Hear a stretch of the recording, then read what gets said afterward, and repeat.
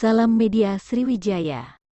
Pemerintah Kota Pagar Alam melalui Badan Perencanaan Pembangunan Daerah atau Bapeda menggelar Lomba Inovasi Teknologi Tepat Guna (TTG) tingkat Kota Pagar Alam tahun 2022, bertempat di Gedung Serbaguna SDN 74 Gunung Gare, Senin tanggal 20 Juni tahun 2022.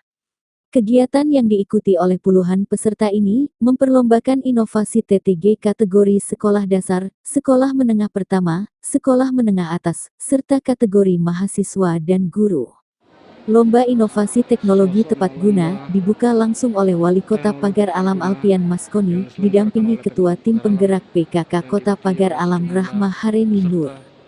Lomba ini bertujuan untuk meningkatkan kreativitas dan inovasi masyarakat dengan mempromosikan produk unggulan daerah.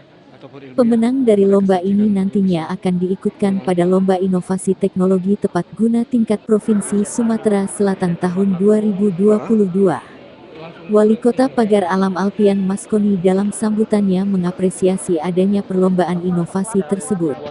Menurut Wali Kota, lomba inovasi ini dapat memotivasi peserta untuk membuat sesuatu yang dianggap orang lain tidak mungkin, menjadi mungkin.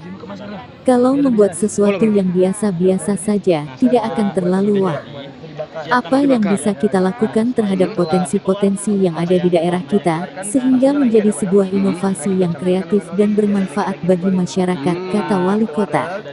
Wali Kota juga berharap melalui kegiatan ini dapat memunculkan inovasi-inovasi baru yang bisa dimanfaatkan oleh masyarakat sehingga bernilai ekonomi kreatif, bahkan dapat mempromosikan potensi daerah keluar Kota Pagar Alam.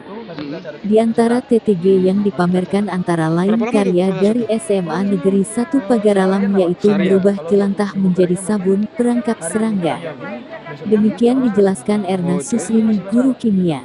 Sementara SMA Muhammadiyah dengan inovasi berupa batako dengan bahan dasar plastik seperti diuraikan oleh Dini Rangga Kurniawan, guru fisika. Wartawan Media Sriwijaya melaporkan. Salah satunya dengan metode ini ya? Ya, dengan metode ini kita bisa mengurangi sampah yang ada. Oke. Terima kasih ya.